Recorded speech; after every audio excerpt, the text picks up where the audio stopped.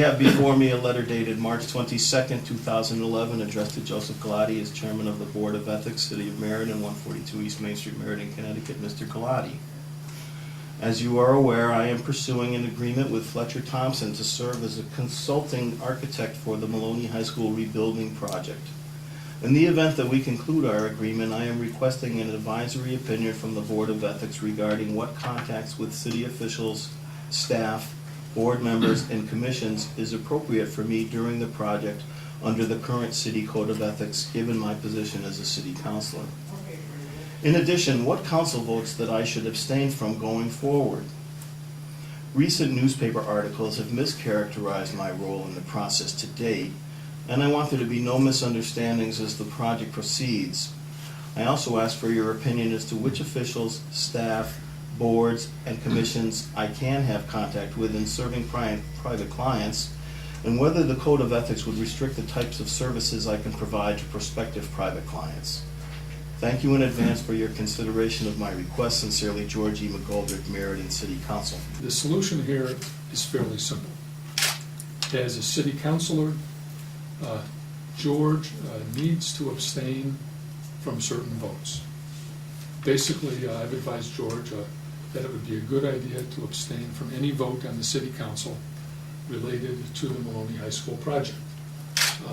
Some people might argue that that's too broad an abstention, but I think, as I've advised George, that you want to err on the side of being further away from the line rather than close and right up to the line. But I think if George were to follow a rule that anything that's a resolution involving the project itself, he abstains from, I think is a proper sort of separation of duties. Secondly, I think he has to disclose this interest, and I think by applying to the board here, and as I've noted in my letter to the board on a number of occasions already, he has made public record of the fact that he anticipates being an architectural subcontractor with Fletcher Thompson. So there's been no secret of that, and the city was advised of that very early on. And so that's really the second plank of the solution, which is transparency or the disclosure of the interest that he has. To be really clear, you don't have a relationship with Fletcher Thompson that's been formalized as of yet? No. But you anticipate that you would enter such a relationship immediately upon them being awarded the Maloney contract? That is my anticipation, yes. Okay, I believe that. I hope I'm not mischaracterizing what I That's thought I heard exactly you say. right. Okay.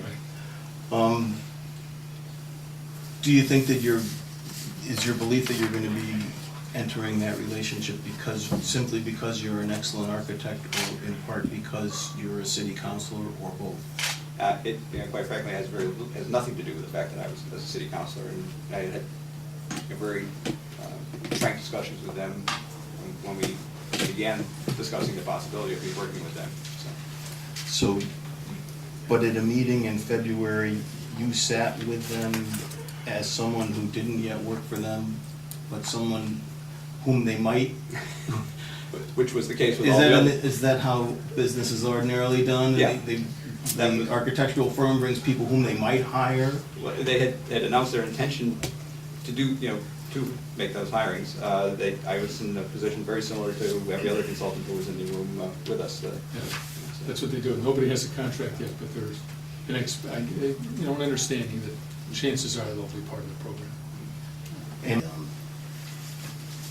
the motivation for the questions that I've asked so far is 21(8)(I), which is just a very simple sentence or two that says, no public employee or public official may use his position or office for the financial benefit of himself, a business with which he's associated, or a member of his immediate family. And so I'm asking you directly, do you believe that the relationship you're proposing to enter with Fletcher Thompson would violate that provision? And if not, why not? I would make clear, if I may, that